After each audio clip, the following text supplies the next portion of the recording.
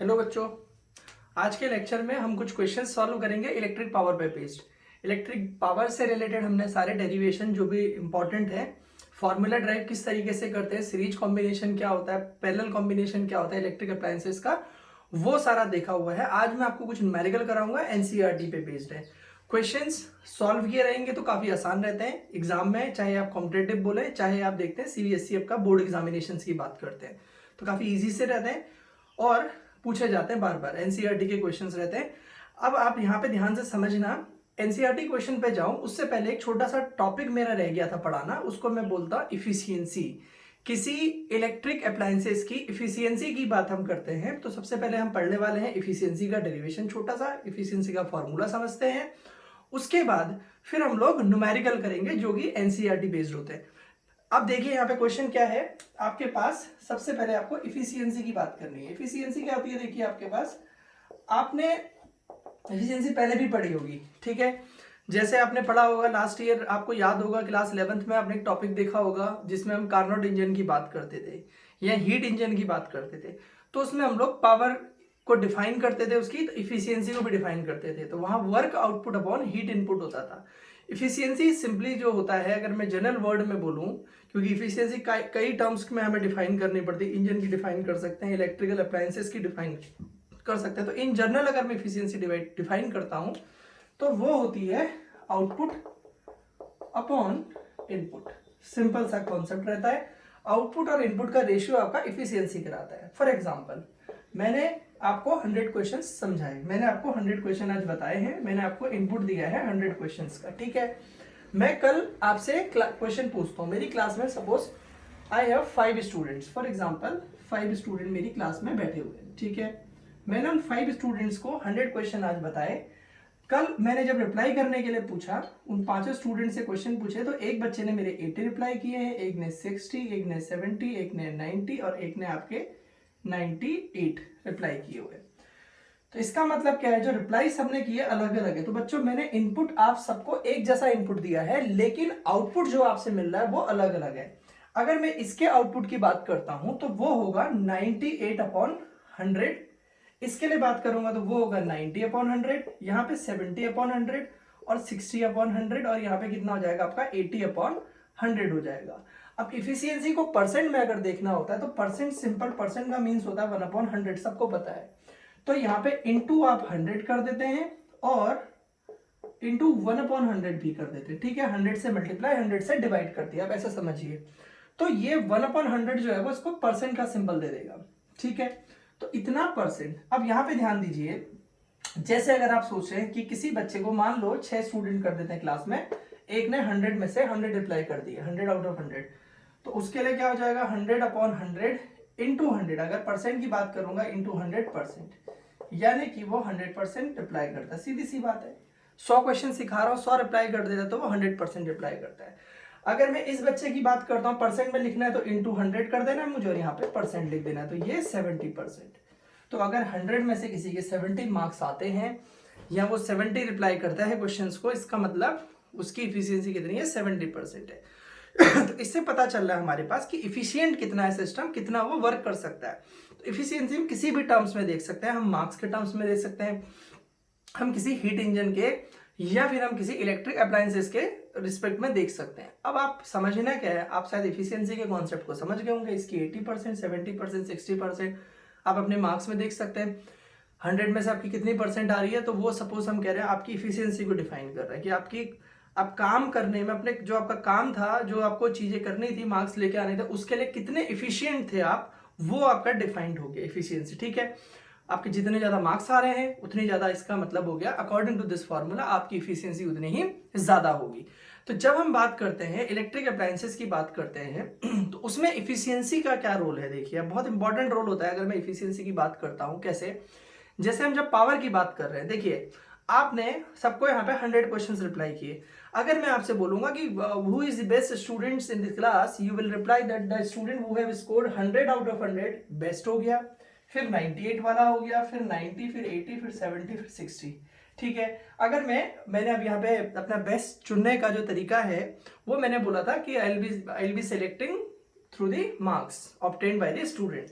तो मैं अगर ये मेरा क्राइटेरिया है इन जनरल, अगर आप किसी कॉम्पिटेटिव एग्जाम में की बात करते हैं तो यही आपका क्राइटेरिया रहता है, जो मार्क्स ऊपर वाले हैं उन्हें सेलेक्ट कर लिया जाता है। तो if you have to choose 2 devices, आपको बोला मैंने, सॉरी 2 स्टूडेंट्स को पिक करने के लिए बोला, तो आप 2 को चूज करोगे, इनको जो टॉप 2 है। इसी तरीके से क्या होता है, अगर आपके पास इलेक्ट्रिक अप्लायंसेस की बात करी जाती है, सपोज मेरे पास 6 फैन है मेरे पास, ठीक है, 6 फैन है, सेम टाइप की हवा दे रहे हैं, क्योंकि सारे स्टूडेंट मेरे लिए यहाँ पे सेम है, सब कुछ सेम है उनके लिए, ठीक है। हवा मैंने गलत बोल दिया थोड़ा सा, मैंने कहा 6 फैंस मेरे पास है, ठीक है। उस 6 फैंस में से चलिए हवा को भी मैं चलो सेम कर देता हूँ थोड़ी देर के लिए, सेम हवा दे रहे हैं, ठीक है। अब इफिशियंसी का मतलब क्या होता है, देखिए अगर आपके पास आपने इस तरीके से दिया 100, आप इसको 6 के 6 को आप 100 दे रहे हैं, 100 आप इनपुट दे रहे हैं, होता क्या है, अभी हमने हीटिंग इफेक्ट पीछे पड़ा हुआ था, अगर आप 100 किसी को इनपुट दे रहे हैं तो वो 100 का 100 आपका 100, अगर मैं बात कर रहा हूँ कि अगर मैं 100 उसे दे रहा हूँ तो वो 100 का 100 रिप्लाई नहीं करने वाला है, उस कुछ ना कुछ उसका वेस्ट होगा। मैंने आपको पीछे पढ़ाया हुआ था, जैसे आप किसी भी डिवाइस को देखते हैं, चाहे मोबाइल फोन की बात कर ले, टीवी की बात कर ले, किसी भी इलेक्ट्रिक इक्विपमेंट को आप घर में अगर चलाते होंगे तो आप ये देखते हैं कि कुछ टाइम के बाद वो गर्म हो जाता है। तो उसके गर्म होने के पीछे का रीजन क्या है, क्योंकि कुछ ना कुछ हीट जो है वो लॉस्ट हो रही है, heat loss, there is heat lost of electrical energy. तो आप अगर इनपुट 100 दे रहे हैं तो कोई भी डिवाइस ऐसी नहीं होती जो 100 का 100 कन्वर्ट कर देगी, कुछ ना कुछ पार्ट उसका वेस्ट हो रहा है। तो मान लीजिए मेरे पास 6 फैंस हैं, ठीक है, सपोज फॉर एग्जांपल एक में 100 का 100 कन्वर्ट कर रहा है, 100 में से 98, 100 में से 90, 100 में 80, 170, 160, मीन्स मैं 100 इनपुट दे रहा हूं, वो 70 आउटपुट दे रहा है। उस 100 के 100 को वो वर्क डन में कन्वर्ट नहीं कर रहा है, वर्क डन फैन को चलना है, वो 100 में से 70 पार्ट उसका वेस्ट कन्वर्ट हो रहा है, तो इसका मतलब इफिशियंसी उसकी 70% हो गई।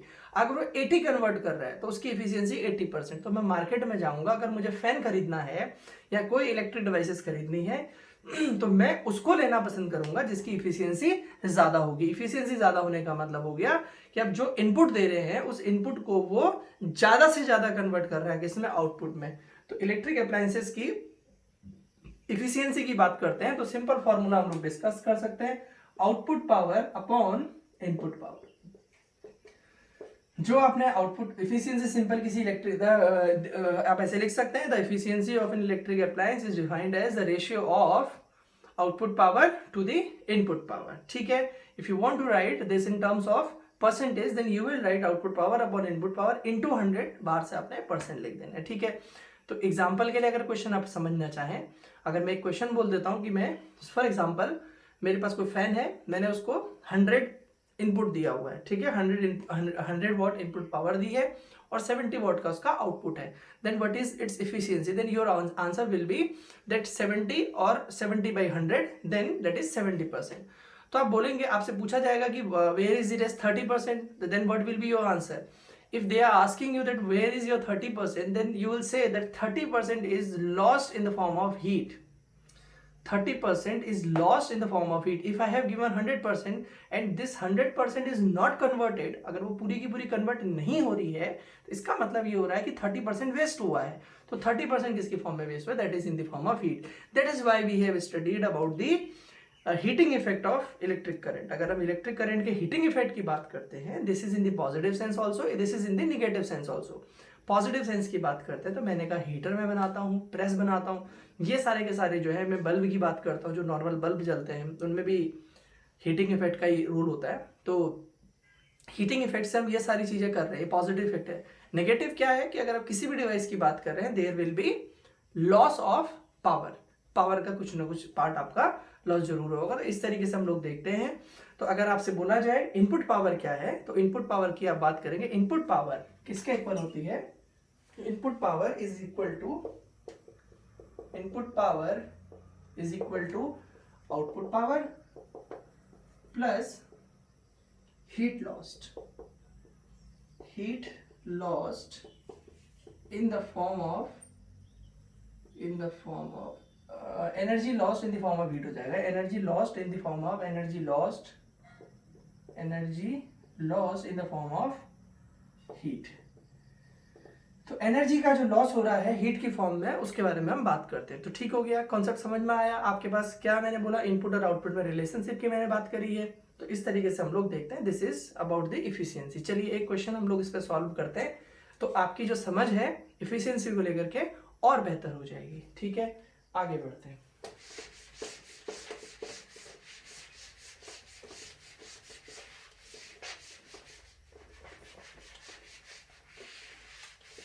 चलिए क्वेश्चन नोट करते हैं।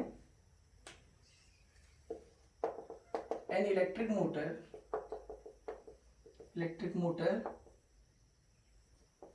operates at 50 volt and draws 12 ampere current. ठीक है, सॉर्ट कर दिया मैंने, एनसीईआरटी बेस्ड क्वेश्चन है आपका। 12 एम्पियर करंट है। If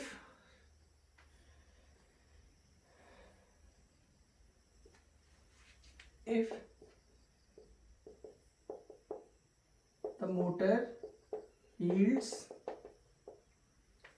a mechanical power if the motor yields a mechanical power of 150 watt। ठीक है, जो मोटर है उसकी आपको पावर दे दी उन्होंने 150 वॉट, 50 वोल्ट की सप्लाई और 12 एम्पियर करंट वो ड्रॉ करता है 50 वोल्ट से। ठीक है, मोटर चल रही है, 150 वॉट की उसकी पावर है और इस तरीके से वो काम कर रही है। आपसे पूछा जा रहा है उसकी what is the percentage efficiency of the motor. Percentage efficiency की बात कर रहे हैं। ठीक है, सोल्यूशन की बात करते हैं।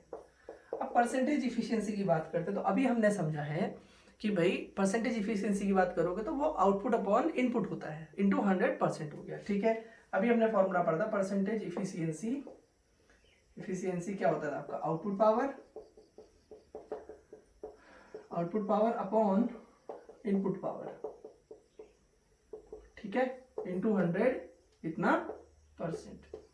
तो आउटपुट और इनपुट का रेशियो लेना है, इंटू 100% कर देना है। अब आपके पास आउटपुट पावर क्या है, देखो आउटपुट पावर का मतलब हो गया कि उसने बोला ना कि मोटर यील्ड्स, मतलब मोटर कितना पावर प्रोड्यूस करे, 150 वॉट। जो मेरे पास मोटर है वो 150 वॉट की पावर प्रोड्यूस कर रही है, इसका मतलब वो उसका आउटपुट गिवन है आपको। तो इसका जो आउटपुट पावर है वो तो उसने आपको 150 वॉट दे ही दिया है। ठीक है, अब उसने आपसे बोला, देखिए क्या क्या गिवन है आपको, वी दिया हुआ है 50 वोल्ट और आई 12 एम्पियर दिया है। तो power P is equal to क्या होता है बच्चों, वी आई। तो 50 into 12 equal to 600 watt. Power आपके पास 600 वॉट हो गई। ठीक है, तो ये कौन सी पावर हो गई आपकी, इनपुट पावर की बात मैं अगर करता हूं, इनपुट पावर कैसे हो गया 50। आप देखिए उसको सप्लाई दी है 50 वोल्ट के सोर्स से वो सप्लाई दे रहा है और 12 एम्पियर करंट प्रोड्यूस कर रहा है। तो भाई इनपुट ही तो उसको 50 वोल्ट हमने दिया है, जिस सप्लाई से उसको जोड़ा हुआ है, तो 600 वॉट हो गया। तो यहाँ पे परसेंटेज इफिशियंसी आपने जो यहीं पे फॉर्मूला लिखा था, इसमें बच्चों आपने लिख देना है क्या, 150 अपॉन 600 इंटू 100 ये परसेंट। ठीक है, ये 4 टाइम्स कैंसिल हो जाएगा और ये आपका 25। तो आंसर हो गया आपका 25%। जल्दी से इसको नोट कर लीजिए, आप इस तरीके से इसकी परसेंटेज को निकाल सकते हैं इफिशियंसी की। ठीक है,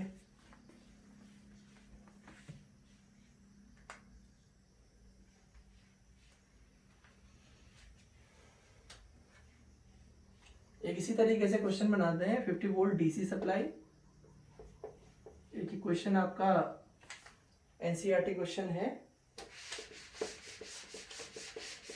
एक आपके पास मोटर है जो an electric motor operates at 50 volt DC supply draws a current of 12 ampere. ठीक है, if efficiency of motor is 30%। अब मैंने आपको यहां से क्वेश्चन में थोड़ा सा चेंज कर दिए हैं।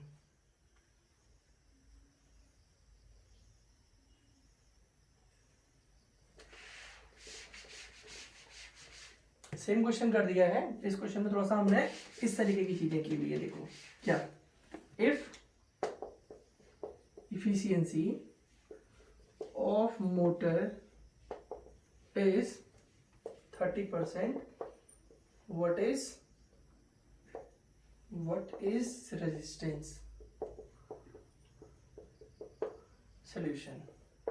अब सबसे पहले तो आप इफिशियंसी 30% देने का मतलब क्या होता है, देखिए आप समझने की कोशिश करना कि जैसे आप पहले तो क्वेश्चन को समझने की कोशिश करते हैं कि एक 50 वोल्ट की डीसी सप्लाई है उससे हमने किसी इलेक्ट्रिक अप्लायंसेस को लगाया हुआ है, वो इलेक्ट्रिक अप्लायंसेस क्या कर रहा है, 12 एम्पियर का करंट ड्रॉ कर रहा है। अब आपसे बोला जाता है जो वो इलेक्ट्रिक अप्लायंस है उसका रेजिस्टेंस क्या होगा, आपसे क्वेश्चन पूछा जा रहा है।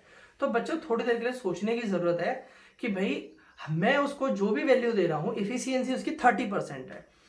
30% इफिशियंसी देने का मतलब मुझे क्या देना चाह रहा है, 30% इफिशियंसी का मतलब होता है कि आप सिंपल ये समझ रहे हैं कि भाई अगर उसको 100 मिल रहा है तो वो 30 यूज कर रहा है, 70 वो वेस्ट कर दे रहा है। तो सोचो जरा वो 70 जो है वो वेस्ट किस फॉर्म में कर रहा है। अगर आप बात करते हैं कि आप बोलेंगे कि भाई 70%, आप यही तो बोल रहे हैं ना, आपको क्वेश्चन में क्या दिया हुआ, देखिए आपको क्वेश्चन में साफ साफ दिया हुआ है कि जो इसकी इफिशियंसी है वो आपको 30% दे रखी है, ठीक है। तो 30% इफिशियंसी है मतलब 30% को यूज कर रहा है, 70% वो वेस्ट कर रहा है। वेस्ट किसकी फॉर्म में करेगा, हीटिंग इफेक्ट। और हीटिंग इफेक्ट कौन प्रोड्यूस करता है, रजिस्टर। हीटिंग इफेक्ट कौन प्रोड्यूस करता है, रजिस्टर। तो अगर आप थोड़ा सा सोचें, जैसे आपको पावर का फॉर्मूला है P is equal to V I, ठीक है। आई की जगह पे V अपॉन आर में लिख सकता हूं, तो ये V into V upon R यानी कि V स्क्वायर अपॉन आर हो जाएगा, ठीक है। इस फॉर्मूले की अगर आप बात करते हैं, इस फॉर्मूले की अगर आप बात करते हैं तो इस फॉर्मूले की मदद से आप पावर निकाल सकते हैं, ठीक है। तो ये जो पावर आएगी इसमें रेजिस्टर्स की फॉर्म में आएगी। अगर आपके पास V is equal to I R करके लिखते हैं करंट की फॉर्म में, क्योंकि करंट दिया हुआ है यहाँ पे, तो V is equal to I R की फॉर्म यूज कर लेते हैं। एक मिनट, हाँ, क्योंकि करंट की फॉर्म में हमें बात करनी है, चलिए करंट की फॉर्म में बात कर लेते हैं। V is equal to I R into I, तो आप इसको आई स्क्वायर आर भी लिख सकते हैं, ठीक है। तो कहने का मतलब मेरा ये है कि आप इस तरीके से समझिए, मान लो कोई सर्किट है, ठीक है। ये सर्किट के साथ एक रजिस्टर लगा हुआ है, आपने यहाँ पे एक डीसी सप्लाई लगा दी है 50 वोल्ट की, ठीक है। अब आप यहाँ से बोलते हैं कि आपके पास कोई करंट फ्लो हो रहा है, आपने यहाँ पे रजिस्टर आर लगा रखा है, ठीक है। और ये रजिस्टर आर लगाने की वजह से ये जो इलेक्ट्रिक अप्लायंसेस है इसकी इफिशियंसी टोटल 30% है, ठीक है। अब 30% इफिशियंसी है तो मतलब 70% इसका क्या हो रहा होगा, वेस्ट हो रहा होगा। तो आप कह रहे हैं जो पावर है, पहले तो पावर कितनी होगी, देखो जो पावर जो भी निकल के आएगी उस पावर का 70% वेस्ट हो रहा है। बात समझ में आ रही है। अगर मैं पावर की बात करता हूं तो 600 P is equal to V I होता है, दोनों का मल्टीप्लाई करूंगा तो 600 आप उसको इनपुट दे रहे हैं, उसका 70% वेस्ट हो जा रहा है, ठीक हो गया। 70% कितना हो गया, आप अगर बात करेंगे तो 420 आ जाएगा, तो 420 वॉट आपका वेस्ट हो रहा है। तो अगर आप हाँ 420 वॉट आपका वेस्ट हो जा रहा है, तो वेस्ट कौन कर रहा है, वो वेस्ट कर रहा है रजिस्टर। तो यानी कि वो किस पावर के इक्वल होगा, आई स्क्वायर आर के। सिंपल समझ रहे हैं आप, समझिए। पहले ये 50 वोल्ट है, यहाँ पे आपको 12 एम्पियर करंट दिया हुआ है, ये आर रजिस्टर लगा हुआ है, ठीक है। तो आप बोलेंगे इनपुट पावर की बात आप करते हैं, इनपुट पावर V इंटू आई होता है आपके पास, 50 इंटू आप 12 करेंगे, अच्छा हाँ, तो आपके पास ये हो जाएगा 600 वॉट। इसका मतलब आपने इनपुट कितना दिया है, 60% दिया हुआ है। तो इफिशियंसी है आपकी, इफिशियंसी आपकी कितनी है, 30%। इसका मतलब हो गया 30 इंटू 600, इतना परसेंट हो जाएगा आपका, ठीक है। परसेंट मीन्स क्या होता है आपका बच्चों, परसेंट का मतलब क्या होता है आपके पास, अगर आप बात कर रहे हैं तो आपके पास ये, जैसे आप लोग ये करते हैं ना, देखिए अगर आप इफिशियंसी के पूरे फॉर्मूले के हिसाब से जाना चाहें तो कोई प्रॉब्लम नहीं है, मैं ऐसे भी बता सकता हूँ। इफिशियंसी इज इक्वल टू आपने पढ़ा था output power upon input power, output power upon input, output power और पावर यहाँ पे लिख दिया इंटू 100, और यहाँ पे आप लिख देते थे बाहर से इधर परसेंट लिख देते थे, ठीक है। इफिशियंसी अब आपको ऑलरेडी 30% गिवन है, तो output power upon input power लिख दिया इंटू 100 हो गया, और परसेंट से आपका यहाँ पे परसेंट आपका बच्चों कैंसिल हो जाएगा, ठीक है। तो इनपुट की परसेंट से परसेंट कैंसिल हो गया, तो दिस इंप्लाइज 30, और यहाँ पे आपके पास आउटपुट पावर हो गई, यहाँ पे आपके पास इनपुट पावर हो गई, इनटू आपके पास 100 हो गया, ठीक है। अब इनपुट पावर, आप इनपुट कितना दे रहे हैं उसको देखो, इनपुट पावर आपने 600 निकाली है अभी, 600, 2 0 से 2 0 कैंसिल हो गए, तो आपके पास आउटपुट पावर जो है, आउटपुट पावर वो कितनी हो गई, 180, 6 इंटू 30 कितना आ गया, 180 वॉट। आप ऐसा भी तो क्वेश्चन आपसे पूछा जा सकता है, कोई जरूरी जो क्या है कि अगर हम जो ये बिल्कुल ये बुक में लिख दिया हम उसी को बिल्कुल करें, तो हमारे पास ऐसा क्वेश्चन होता तो हमारा एक क्वेश्चन ये बन जाता कि अगर मुझे कोई ऐसा क्वेश्चन दिया जाता कि भाई कोई इलेक्ट्रिक अप्लायंसेस है वो 50 50 वोल्ट के सोर्स के साथ 12 एम्पियर करंट को ड्रॉ कर रहा है, तो और उसके पास 30% उसकी इफिशियंसी है, तो इसका मतलब वो कितना पावर, उसकी जो आउटपुट है वो कितना है, तो मतलब आप ये मान के चलिए, देखो 600 तो आपके पास पावर इसको सप्लाई कर रहा हूँ, 600 वोल्ट की पावर सप्लाई कर रहा हूँ, सिर्फ 180 वोल्ट वो यूज कर रहा है, सिर्फ 180 वॉट वो यूज कर रहा है। मतलब आप ये मान के चलिए, अगर आप यहां से कहते हैं कि आप भाई इसको 600 दे रहे हैं, तो आपके पास इधर जो जा रहा है वो सिर्फ 180 जा रहा है, तो इसका मतलब क्या हो गया कि आपका जो 420 वॉट है वो आपका वेस्ट हो रहा है। वेस्ट करने वाला कौन है, वो महानुभाव कौन है जो इसको वेस्ट कर रहा है, दैट वन इज रजिस्टर, उसको हम लोग क्या बोलेंगे, रजिस्टर है। तो आप बोलेंगे, यहां पे ध्यान दीजिए,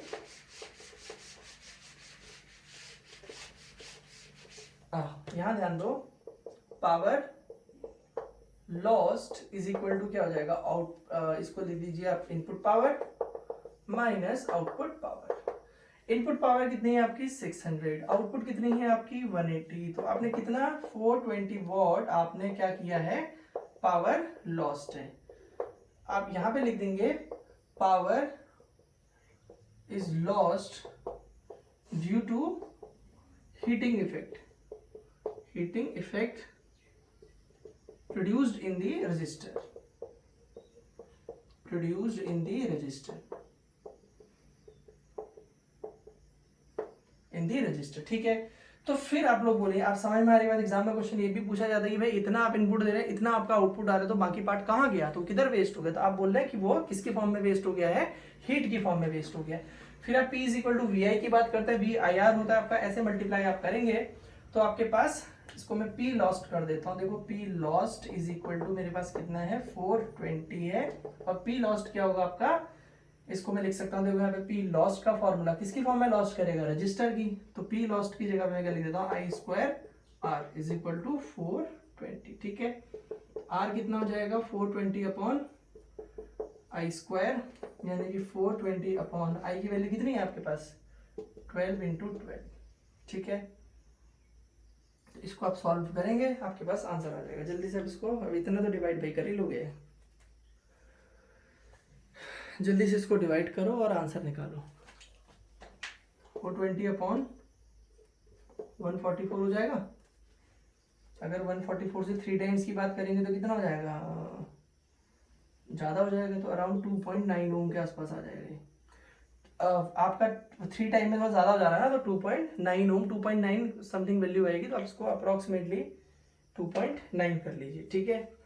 तो इस तरीके से आप लोग इसको सॉल्व कर लेते हैं। तो इस तरीके के क्वेश्चन आपसे एनसीईआरटी में पूछे जाते हैं, तो कुछ भी पूछे जाते, उसमें क्वेश्चन में वो कुछ भी पूछ सकते हैं कि ये होगा, तो आपका कॉन्सेप्ट अगर क्लियर है तो दो ही तो चीज़ें देखनी है, इनपुट और आउटपुट, और जो इनपुट और आउटपुट के बीच में जो डिफरेंस आएगा, वो डिफरेंस कौन क्रिएट कर रहा है, वो जो आपकी एनर्जी, कुछ ना कुछ हीट उसकी लॉस्ट हो जा रही है, कुछ ना कुछ जो उसमें लॉस्ट आ रहा है उसके फॉर्म में आपका खर्च हो रहा है। एक चलिए इंटरेस्टिंग सा क्वेश्चन और करते हैं।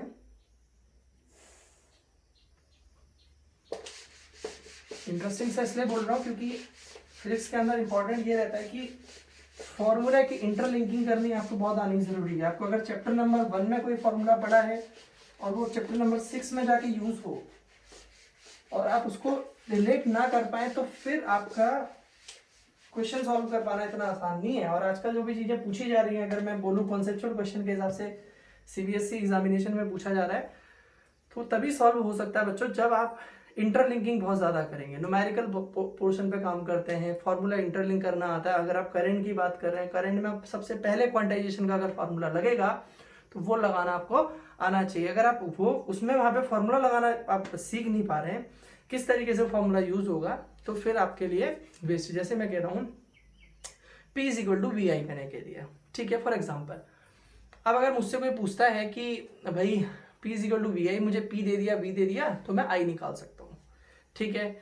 फिर मुझे मान लो टाइम भी दे दिया, ठीक है, तो Q is equal to I T से मैं टाइम भी, अगर मुझे टाइम दिया हुआ है और मेरे पास I दिया हुआ है, तो मैं भी चार्ज भी निकाल सकता हूँ, चार्ज Q की वैल्यू में निकाल सकता हूँ।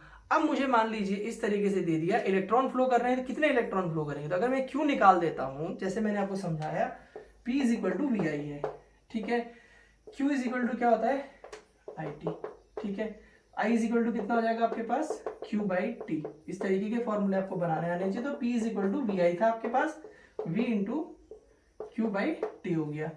फिर Q is equal to N ही आपके पास होता है, पढ़ा था क्वांटाइजेशन वाला फॉर्मूला, तो P is equal to V into N E upon T आपने कर देना है। तो यहां से आपके पास PT अपॉन V और यहाँ पे आपके पास E आ जाएगा इज इक्वल टू एन। तो अगर आपसे बोला जाता है कि किसी सर्किट के अंदर आपको पावर दे दी जाए और कितने वोल्ट सप्लाई से आपको जोड़ा जा रहा है, इतने टाइम तक करंट फ्लो करवाया जाता है, अगर आपसे पूछा जाए तो कितने इलेक्ट्रॉन पास करेंगे, तो इस फॉर्मूले की मदद से उसको निकाल सकते हैं। या इस तरीके की सिचुएशन बना दी जाए कि आपसे फॉर्मूला ड्राइव करने के लिए एक डायरेक्ट क्वेश्चन सीबीएसई में से पूछ दिया जाता है कि मान लीजिए कोई इलेक्ट्रिक सोर्स है जिसकी पावर P है, उसको V वोल्ट की सप्लाई से लगाया जाता है T सेकेंड तक, ठीक है। Find the number of electron flowing through it. एक सिंपल सा आपसे पूछ दे, फिर बोल रहा हूं, an electric source of power P is connected with a V volt supply for T seconds, ठीक है। What will be the number of electrons flowing through it, then you will solve in this way. आप इस तरीके का formula आप निकाल के आ सकते हैं। इस टाइप के क्वेश्चन आपके पूछे जा रहे हैं और आपको निकालने भी आने चाहिए, या फिर इसमें न्यूमेरिकल बना के दे देगा। तो न्यूमेरिकल देता है तो बच्चा तब भी दिमाग लगा लेता है कभी कभी। और इस टाइप के क्वेश्चन जो मैं पहले बोल रहा था, बच्चा सोचने से डरता है, तो कुछ नहीं है, ये सब है फॉर्मूलों की इंटरलिंकिंग। अगर आप कॉम्पिटिटिव की बात करते हैं, चाहे आप एकेडमिक की बात कर रहे हैं, तो आपको फॉर्मूला इंटरलिंक करना आना बहुत जरूरी है। फिलहाल हम लोग आगे बढ़ते हैं इसमें और एक क्वेश्चन करते हैं। हाउ मेनी, एक क्वेश्चन लिख लीजिए, how many electrons flow through, एक क्वेश्चन लिख रहे हैं हम लोग, how many electron flow through the filament of 120 volt, filament of 120 volt and 60 what electric lamp, 60 what electric lamp पर सेकेंड, पर सेकेंड। तो आपसे टाइम कितना बोल दिया उसने, आपके कि पर सेकेंड कितने फ्लो कर रहे हैं। आपसे पूछा गया है कि नंबर ऑफ इलेक्ट्रॉन्स को, कि आपके पास नंबर ऑफ इलेक्ट्रॉन्स कितने फ्लो कर रहे हैं ये बताना है। देखिए उसी तरीके का क्वेश्चन बन गया जैसा मैंने भी आपके लिए बनाया हुआ था।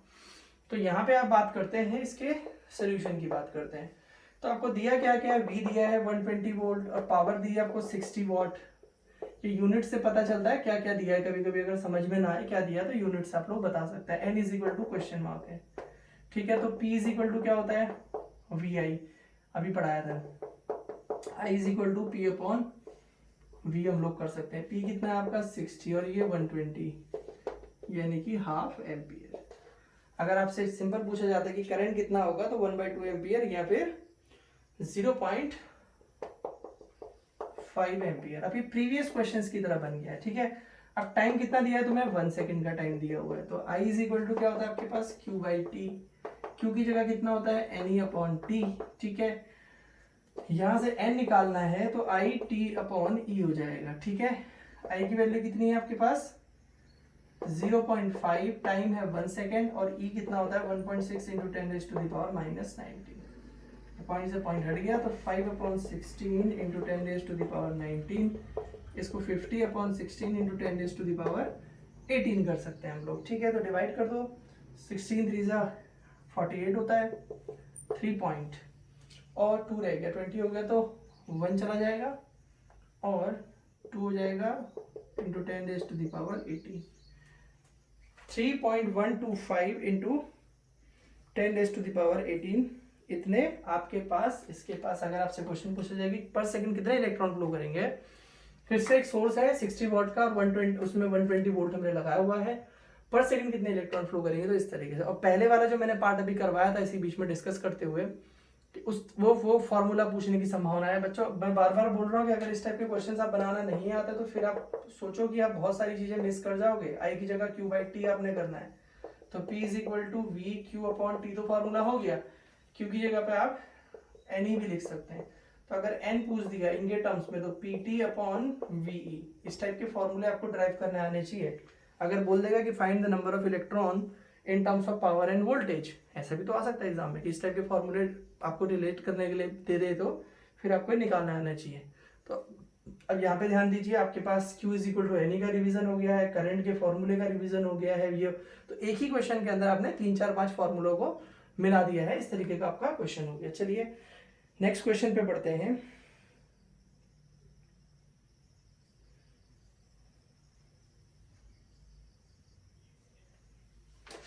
कोई आपके पास एक इलेक्ट्रिक डिवाइस है, एक इलेक्ट्रिक अप्लायंस है। क्वेश्चन मैं थोड़ा सा शॉर्ट करके लिख देता हूँ। आप लिखो इसको, N electric appliance is marked 210 volt and 630 what. आपने लिखा होगा एन इलेक्ट्रिक अप्लायंस मार्क्ड क्या 210 वोल्ट एंड 630 वॉट। इस तरीके से उन्होंने मार्क किया हुआ है। इसका मतलब 210 वोल्ट लगा रखा है और 630 उसके साथ हमने वॉट की पावर उसके साथ जोड़ी हुई है। ठीक है, फिर आप लोग इसको आगे को खुद से लिख लीजिए। What is the current drawn by the element, what is the current drawn by the element when it is connected to a 210 volt DC supply. ठीक है, आपसे पूछा क्या जा रहा है, what is the value of current when it is connected to a 210 volt DC supply. ठीक है, what is the resistance of the element, और आपसे पूछा जा रहा है साथ में रेजिस्टेंस एलिमेंट का क्या होगा। तो आपको बस थोड़ा सा सोचना है, थोड़ा सा सोचेंगे तो सारा का सारा क्वेश्चन सॉल्व हो जाएगा। बहुत ही आसान सा क्वेश्चन है। आपने करना क्या है, इलेक्ट्रिक कोई अप्लायंसेस जैसे आप बल्ब वगैरह खरीद के लेके आते हैं तो उसमें दो चीजें डिस्क्रिप्शन में लिखी होती हैं, एक वॉट लिखा होता है, एक वोल्ट लिखा होता है। वॉट जो लिखा होता है बच्चों, जैसे ऐसे मार्क किया हुआ ना 210, और ये इसका मतलब हो गया कि जो हमने डिवाइस जो भी है वो 210, जैसे 220 वोल्ट हमारे घरों में आती है, तो ये कहना चाह रहा है कि 210 वोल्ट सप्लाई के लिए वो लगा हुआ है। ठीक है, उसको हम 210 वोल्ट सप्लाई के साथ यूज कर सकते हैं और वो 630 वॉट पावर कंजम्पशन करेगा। का मतलब हो गया कि 630 वॉट, वॉट क्या होता है, जूल पर सेकंड, 630 जूल पर सेकंड एनर्जी को खर्च करे। जैसे बल्ब, जैसे सब लोग होता है ना, देखो मान लीजिए आपके पास घर में इन्वर्टर है जैसे, तो इन्वर्टर में आप लोग क्या करते हैं, अगर इन्वर्टर से आप लोग सिंपल एक बल्ब जला के रखेंगे तो काफी लंबे टाइम तक बल्ब, या दो चार अपने घर में या CFL वाले बल्ब जला के रख दिए तो आप देखेंगे कि काफी लंबे टाइम तक वो आपकी इन्वर्टर चलने वाला है। लेकिन आप सोचते हैं कि अच्छा हमने फैन भी चला देने हैं, फिर बहुत सारे फैन चला दिए, टीवी भी चल रही है दो एक कमरों में और ये वो सो, तो वो बैटरी जो है वो बहुत जल्दी डिस्चार्ज हो जाएगी। तो पावर कंजम्पशन क्योंकि क्या है, अब इसके कंपैरिजन में आप मान लो 4 बल्ब के कंपैरिजन में 4 टीवी चला दी तो पावर कंजम्पशन ज्यादा होगा, पावर कंजम्पशन ज्यादा होगा तो पर सेकंड ज्यादा होगा तो जल्दी उसका टाइम बहुत जल्दी डिस्चार्ज हो जाएगी। तो वैसे ही यहाँ पे है, आपको ये डिस्क्रिप्शन में जो लिखा है उसको भी समझना है कि 630 वॉट का मीनिंग क्या होता है। जैसे हम लोग बोलते हैं कि हमारे जो ये LED बल्ब्स वगैरह होते हैं बहुत, अभी जैसे आप देखो कि नोबेल प्राइज वगैरह हम लोगों ने दे दिया LED वगैरह बनाने में, क्यों, पहले से अगर आप देखते थे 100 वॉट पे काम करता था बल्ब, अब वही काम अगर 5 वॉट 10 वॉट पे हो रहा है तो सोचो एक 100 वॉट और एक 10 वॉट में कितना डिफरेंस है, 90 वॉट, यानी कि 90 जूल एनर्जी पर सेकंड आपका एक बल्ब बचा रहा है। तो सोचिए अब इतने सारे आप ही के घर में 10-15 बल्ब या 5-7 बल्ब लगे होंगे, फिर इतनी पूरी दुनिया है, कितने सारे बल्ब लगे होंगे। तो एक वो छोटे से इन्वेंशन ने जिसमें आपका मान लीजिए जो लाइट आपके घर में 100 वॉट का बल्ब दे रहा था, अगर वही लाइट सेम लाइट 10 वॉट का बल्ब अब दे रहा है तो सोचिए पर बल्ब उन्होंने 90 वॉट यानी कि 90 जूल पर सेकंड एनर्जी बचा दी है। तो सोचिए कितना बड़ा काम है। तो उन्हें नोबेल प्राइज ऐसे काम करने वालों को मिलना बिल्कुल ऑब्वियस सी बात है, मिलेगा। अभी कोरोना चल रहा है, कोरोना में क्या होगा, जो इसकी वैक्सीनेशन देगा तो मेडिकल फील्ड में उसको नोबेल प्राइज मिलना एक बेसिक सी बात है कि अगर वो वैक्सीन बना देते हैं कोई पर्टिकुलर तो मिलना कोई बहुत बड़ी बात नहीं। तो इसी तरीके से हम बात करते हैं, हमने देखा कि बल्ब वगैरह में मैंने जैसे एक सिंपल एग्जांपल दे दिया, तो डिस्क्रिप्शन से भी आपको पता चलना चाहिए कि क्या डिस्क्रिप्शन में लिखा हुआ है। तो आपने ये लिख दिया, देखिए तो आपको V दे दिया है कितना 210 वोल्ट सप्लाई के साथ जुड़ा हुआ है, पावर कितनी है उसकी 630, ठीक है, वॉट। तो आपके पास P इज इक्वल टू होता है VI, ठीक है, I पूछा था, I is equal to P upon V, तो P हो जाएगा आपका 630 अपॉन 210, तो ये 3 टाइम्स कैंसिल हो जाएगा तो 3 एम्पियर। इसका मतलब हो गया कि यहां से जो करंट फ्लो कर रहा है वो जो करंट फ्लो करेगा वो कितना एम्पियर का रहेगा, 3 एम्पियर का करंट रहेगा। फिर आपसे पूछा गया था कि भाई आप ये रेजिस्टेंस को बताओ तो कितने वोल्ट से लगा है, 210 से, तो V इज इक्वल टू कितना होता है IR, ठीक है, किससे लगा है इस पर डिपेंड करेगा। तो V is equal to IR का मतलब हो गया आपको R बताना है, R is equal to V upon I। V कितना है आपका 210 अपॉन I आपके पास 3 हो गया, तो 70 ओम का रजिस्टर आपके पास यहाँ पे इस डिवाइस का जो रेजिस्टेंस होगा वो आपके पास 70 ओम रहेगा, ठीक है। इसके अलावा बहुत सिंपल क्वेश्चंस भी आपसे एनसीईआरटी में कुछ बहुत सिंपल क्वेश्चन भी हैं जो बिल्कुल डायरेक्ट फार्मूला बेसिस पे हैं, इस पर कुछ भी दिमाग नहीं लगाना है। एक आध क्वेश्चन हम उसको भी देख लेते हैं। जैसे एक क्वेश्चन मान लीजिए आपसे दिया गया है कि कोई electric current an electric current of 4 ampere, चलिए लिखिए जल्दी से, an electric current of 4 ampere flows through a resistor of 12 ohm, through a resistor of 12 ohm, ठीक है। फिर लिख दिए what is the rate at which heat energy is produced, what is the rate at which heat energy is produced. Rate of heat energy produce is called power, उसी को तो हम power बोलते हैं कि किस रेट से हीट एनर्जी प्रोड्यूस हो रही है या लॉस हो रहा है, मतलब प्रोड्यूस का मीन्स हो गया कि सप्लाई को लेनी पड़ेगी उतनी, तो उसकी पावर हो गई। तो पावर आपके पास, आपसे P इज इक्वल टू उन्होंने क्वेश्चन मार्क पूछ दिया, अगर सिंपली अगर पूछा जाए तो rate of production of heat energy is called power. तो P इज इक्वल टू आपको क्या पढ़ाया था मैंने, VI। अब तो V तो यहाँ पे गिवन है नहीं, लेकिन V की जगह पे ओम्स लॉ IR होता है, IR इंटू आई, तो ये कितना हो जाएगा आपके पास, I स्क्वायर R हो जाएगा, ठीक है। अब यहाँ पे 4 स्क्वायर इंटू 12 आपने कर देना है, 4 गुड 16 इंटू 12 आपने कर देना है, 16 टू 32, 3, 192 वॉट। अब इसका 192 वॉट आपके पास आ गया। अगर आपसे क्वेश्चन पूछा जाता था क्या मीनिंग है इसका, आप इसको ऐसे जैसे एनर्जी के टर्म्स में पूछ रहा है ना, तो मेरे हिसाब से आपको इसको ऐसे और लिखना चाहिए। यहाँ पे देखो 192, इसको जूल पर सेकंड लिख दो, दैट इज क्या हो रहा है, 192 जूल एनर्जी पर सेकंड वो प्रोड्यूस कर रहा है, यानी कि वो जो लॉस हो रहा है 190 जूल एनर्जी का पर सेकंड हो रहा है, ठीक है। इस तरीके के क्वेश्चन भी आपसे इसमें एनसीईआरटी में अगर आप जाके देखेंगे तो आपको इस तरीके के क्वेश्चन भी बहुत इजीली पूछे जाते हैं। चलिए एक क्वेश्चन और करते हैं, मैं क्वेश्चन को बोल देता हूं, आप लोग इसको नोट कर लीजिए। अब कुछ बच्चे सोचते हैं कि हम बिना क्वेश्चन नोट करे सीधे हमें सॉल्व करा दिया है, तो बच्चों जब तक आपको प्रॉब्लम समझ में नहीं आएगी तब तक आप सोल्यूशन किस चीज का कर रहे हैं। Every time what we are going to do, we are going to find out the solution of a problem, like I am saying about the COVID-19 is a problem, so we are looking for the vaccine, we are trying to solve a problem। तो always remember कि आप अगर किसी भी चीज को देखो, problem क्या था, अभी मैंने आपको बोला कि आपने एक बल्ब की बात की, 100 वॉट का पहले बल्ब होता था, वो 10 वॉट पे काम हो रहा है। तो इसी तरीके से अगर आप बात करते हैं 100 वॉट और 10 वॉट का जो मैंने एग्जांपल आपको दिया, आप कल को काम करके आप बना देते हैं 1 वॉट पे बल्ब काम कर रहा है, उतनी इलेक्ट्रिसिटी प्रोड्यूस कर रहा है। प्रॉब्लम है पावर कंजप्शन का, पावर आपकी जो एनर्जी है वो तो एक फॉर्म से दूसरे फॉर्म में हम लोग कर रहे हैं, एनर्जी प्रोडक्शन के जितने भी मेथड है सब रिस्की हैं, तो हमें रास्ता निकालना होता है, फाइंड आउट करना होता है। तो प्रॉब्लम क्या है, एनर्जी को कंजर्व करना, एक मतलब एनर्जी को सेव करना एक बहुत बड़ा हमारे सामने चैलेंज है। तो उसी तरीके से अगर आप बिना क्वेश्चन को समझे, बिना क्वेश्चन को लिखे आप पढ़ेंगे तो कोई फायदा नहीं है। तो आप जितना भी पढ़ रहे हैं, जिसकी भी सीरीज फॉलो कर रहे हैं, XYZ किसी की सीरीज भी फॉलो करके आप पढ़ाई कर रहे हैं, तो वहां पे जो भी क्वेश्चंस वगैरह डिस्कस किए जा रहे हैं, तो क्वेश्चंस को आपको राइट डाउन करना बहुत जरूरी है। एट द एंड जब आपके एग्जामिनेशन होंगे तो उस समय फिर आपको ये सब चीजें ध्यान नहीं रहती हैं कि आप किस क्वेश्चन को सॉल्व कर रहे हैं। तो it will take some time, but time ठीक है, एक बार इतना सॉलिड मेहनत कर दो कि फिर सेकेंड टाइम आप क्वेश्चन सॉल्व करते हैं तो आपको कुछ भी प्रॉब्लम उसमें होने वाली नहीं है। तो हम एक क्वेश्चन कर लेते हैं यहाँ पे, क्वेश्चन आप जल्दी से नोट कर लीजिए। अ heating element is a 10 volt storage battery of negligible internal resistance is connected across 50 ओम। तो क्वेश्चन दिया है आपके पास, एक 10 वोल्ट की बैटरी है जो एक नेग्लिजिबल रेजिस्टेंस वाले एक आपके पास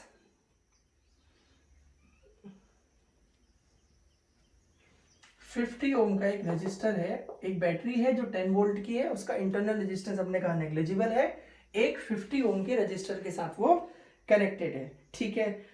how much heat energy is produced in the resistor in 1 hour. आपसे बोल दिया है कि आपके पास कितनी हीट एनर्जी प्रोड्यूस होगी कितने टाइम में, 1 आवर में। अगर आप बात करते हैं तो 1 आवर में आपके पास कितनी हीट एनर्जी प्रोड्यूस होगी ये पूछा जा रहा है।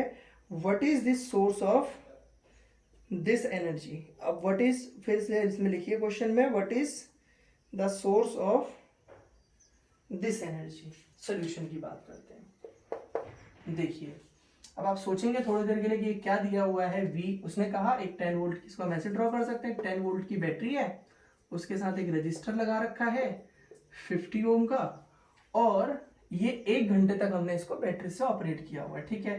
तो आपसे बोला जा रहा है कि 1 घंटे में कितनी हीट एनर्जी प्रोड्यूस होगी। तो पावर इज इक्वल टू, सबको पता है देखो, वर्क अपॉन टाइम होता है। तो वर्क इज इक्वल टू आपके पास हो जाएगा पावर इनटू टाइम।